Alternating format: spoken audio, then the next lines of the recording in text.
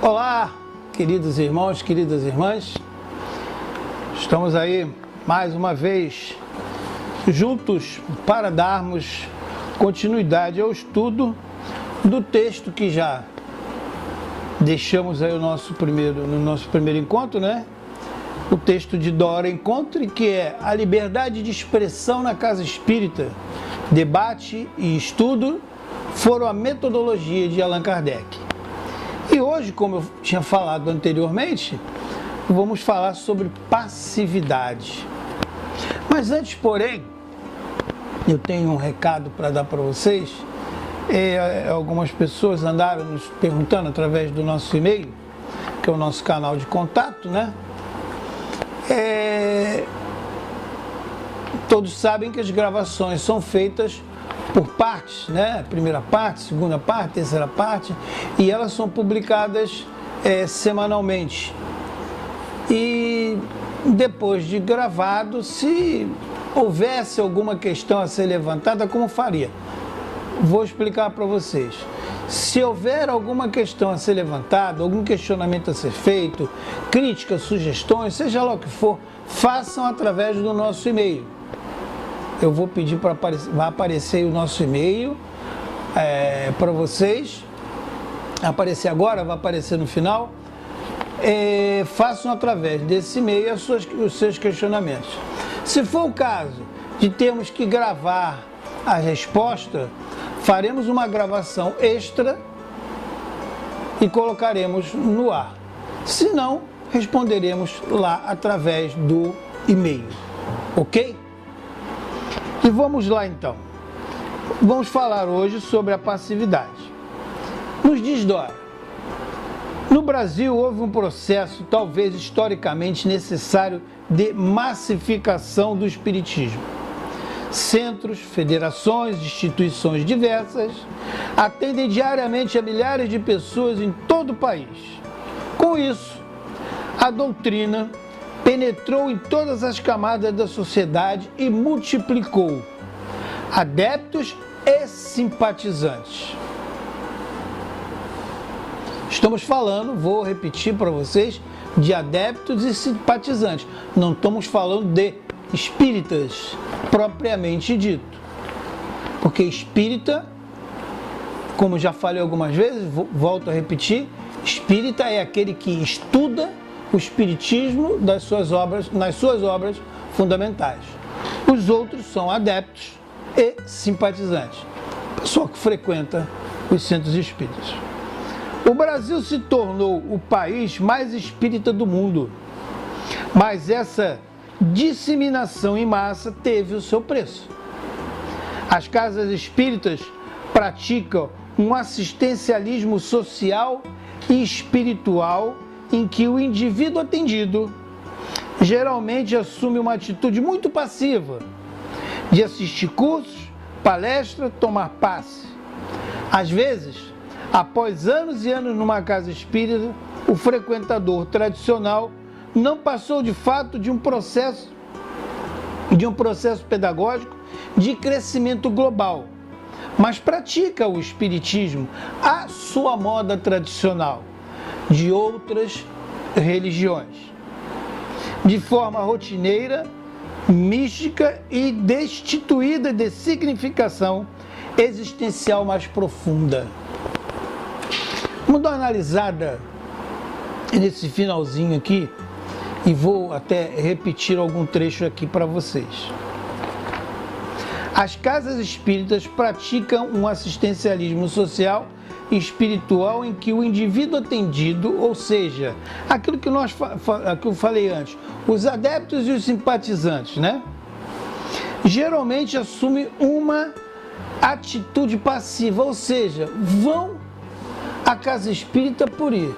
Sentam lá, ficam lá, engessados, assistindo e ouvindo, por muitas das vezes não entendendo nada do que se falou, porque muitas vezes e muitos palestrantes e muitos oradores vão à casa espírita, falam,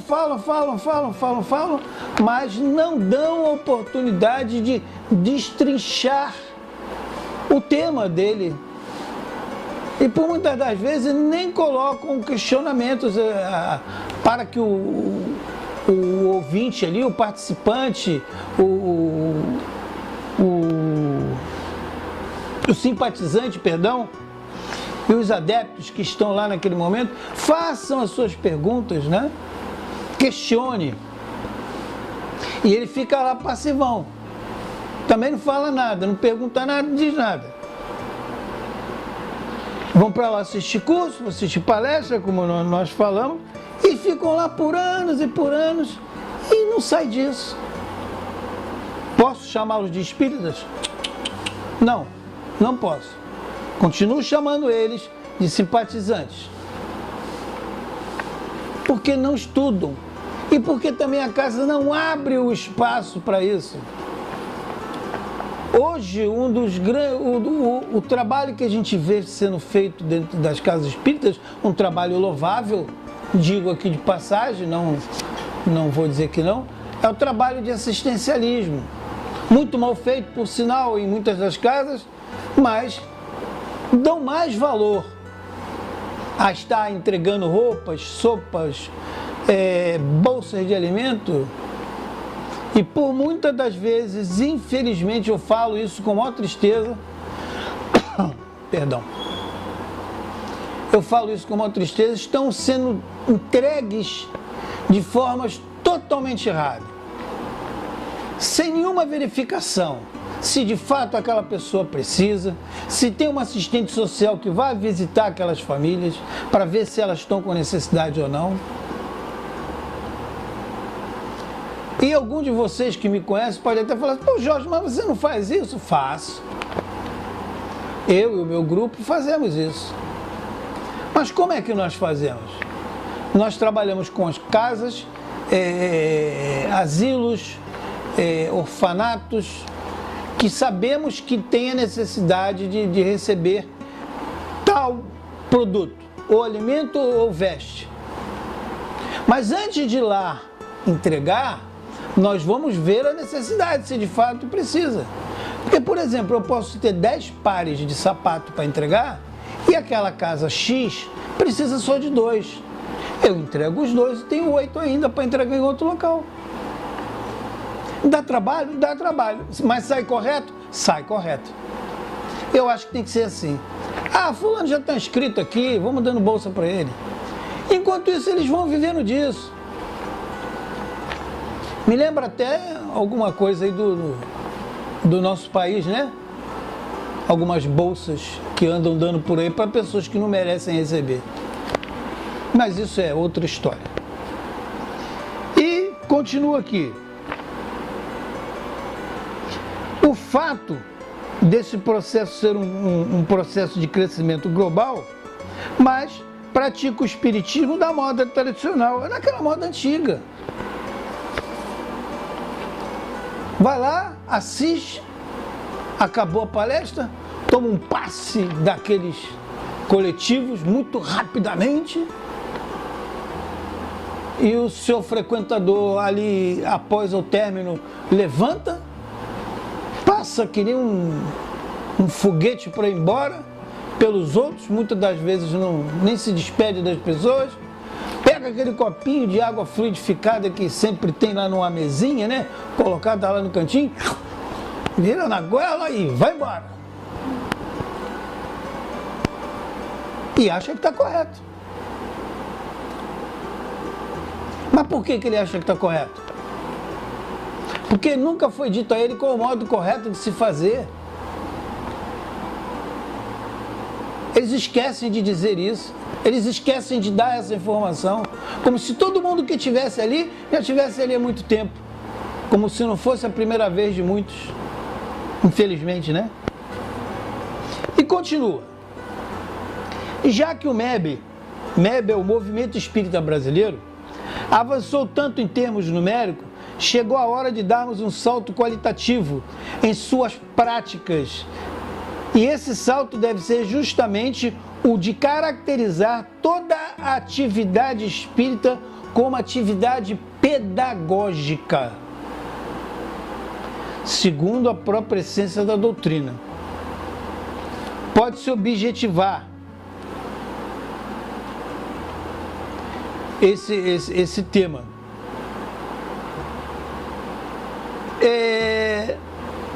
Vejamos, as atividades desenvolvidas pelos centros e federações são predominantes. A gente sabe disso, né? Mas não são totalmente educacionais. A gente vê muito curso, muita palestra, estudos doutrinários e o grande movimento aparente de evangelização infantil. Muito pequeno ainda. Tem gente que acha que cresceu. Eu ainda não acredito. Eu acho que ainda está muito pequeno. Eu acho que deveria crescer mais. Então, não só a evangelização infantil, como a mocidade. Aí que nós temos que começar a colocar a nossa força, a nossa insistência, a persistência para aumentar este quadro aí, isso sim. E não para aumentar a quantidade de bolsas que eu dou de alimento durante o mês. E não fazer mais um dia de psicografia dentro da casa espírita. Porque no dia de psicografia a casa enche. Isso é bom para casa. É bom para a mídia, né? Nós temos que fazer algo que vá trazer os mais novos a serem de fato espíritas. Trazer eles o conhecimento da doutrina espírita. E aí o modo melhor da gente começar a fazer isso é em cima da evangelização infantil e da mocidade espírita. Ok?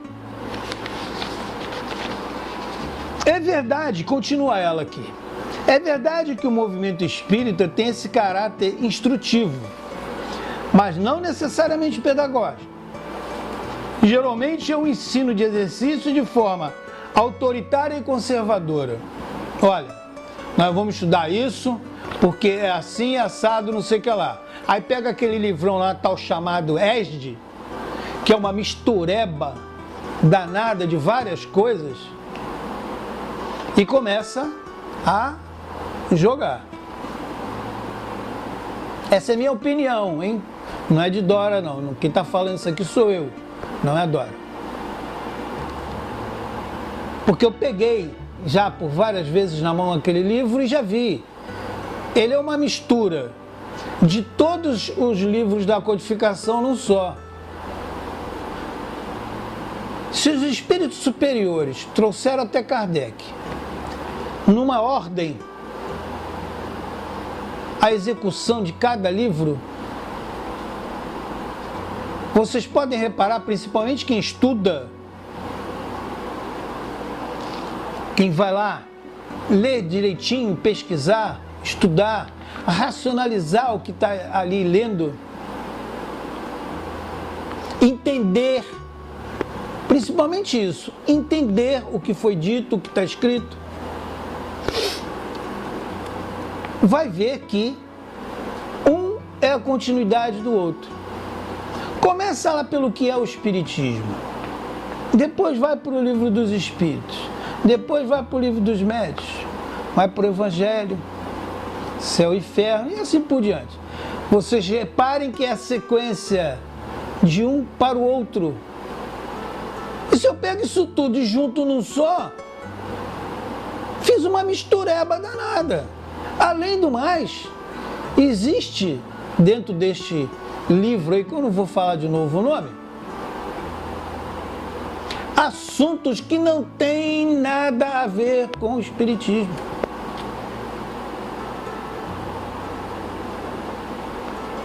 Falam-se de coisas que não tem nada a ver com o Espiritismo.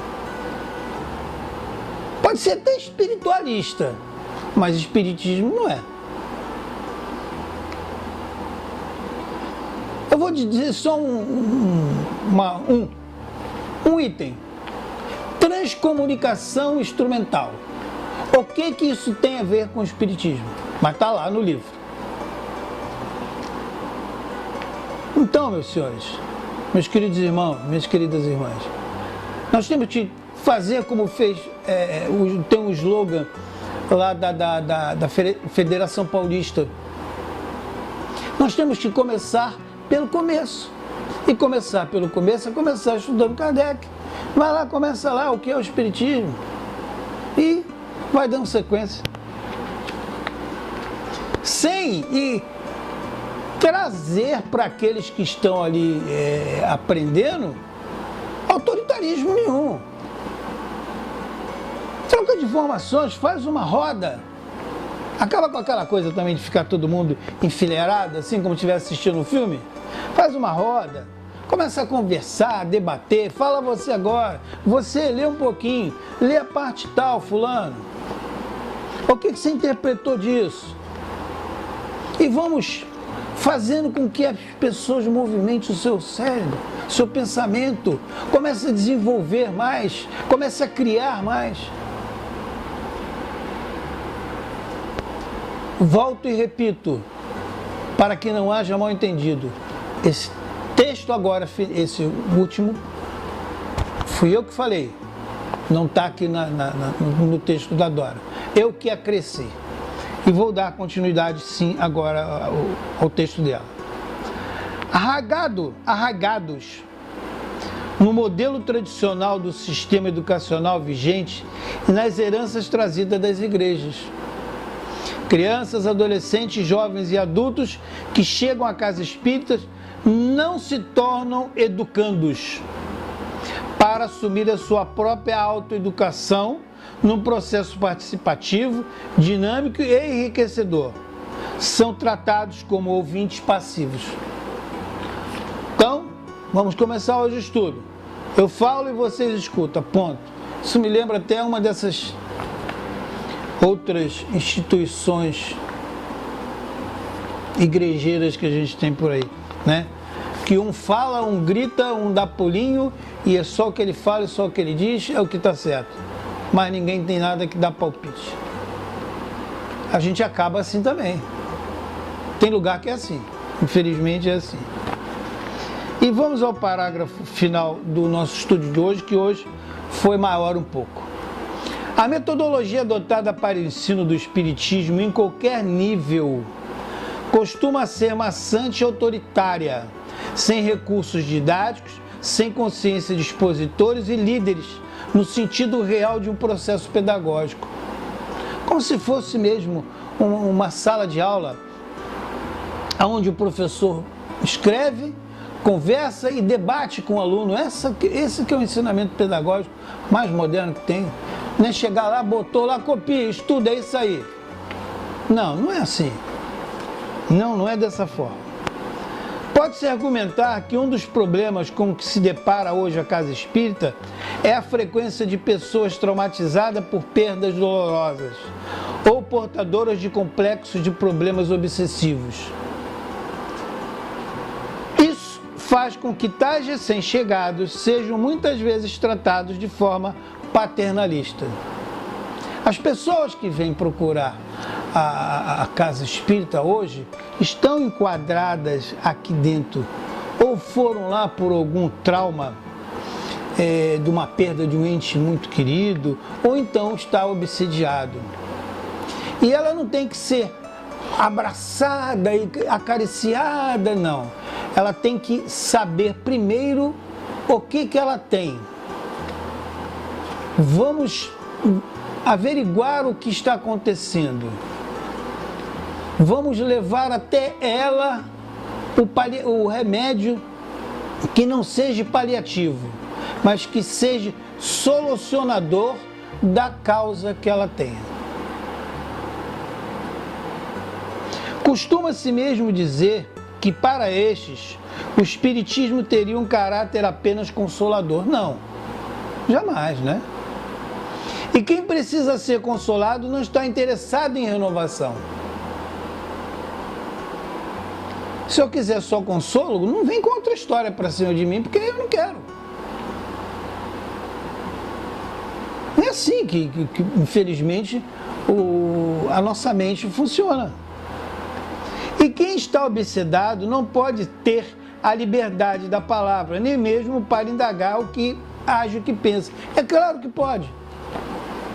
Como é que eu vou chegar ao ponto crucial do problema se eu não deixar haver a manifestação por parte da pessoa que está obsedada. Ah, você tá e ponto. Espera aí que a gente vai fazer assim assado e você vai ficar bom. Não. Vamos ouvir. Para isso temos 2 ouvidos. É para ouvir. Aquele irmão que fica lá no chamado atendimento fraterno é o irmão ouvinte. Ele é a ouvidoria da casa. Ele tem que ouvir, analisar em detalhes e levar aos poucos, gradativamente, a solução para resolver o problema daquele irmão. Não é fazer como muitos fazem. Não ouve, fala mais do que o outro que foi lá com problema e no final manda ele ler o evangelho e está tudo resolvido. Pelo amor de Deus. Mas o que eu estou falando para vocês é pura verdade. Porque eu frequento, eu vou, eu vejo e eu já participei de casas que agem, desta forma.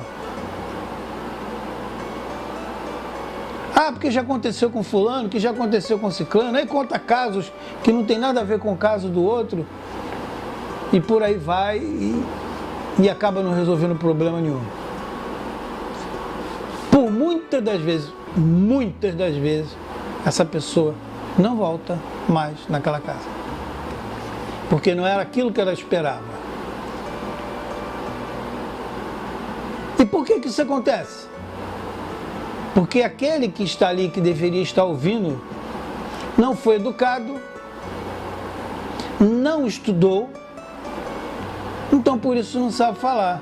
Aí pega pedaços de textos avulsos, inclusive de outros livros que não são da codificação, que foi escrito aí por outro autor ou por outro espírito qualquer, e passam para ele como se aquilo fosse uma receita pronta. Meus queridos irmãos, hoje já falamos bastante, ultrapassamos até o limite um pouco do nosso tempo, mas eu acho que valeu a pena aí trazermos para vocês, ok? No próximo encontro, estaremos aí falando mais um pouquinho do tema a liberdade de expressão na casa espírita. Debate e estudo foram a metodologia de Allan Kardec, ok? Muita paz para todos, um forte abraço, até o nosso próximo encontro. Mas não se esqueça, espiritismo sem estudo é espiritismo sem qualidade. Até a próxima, tchau, tchau.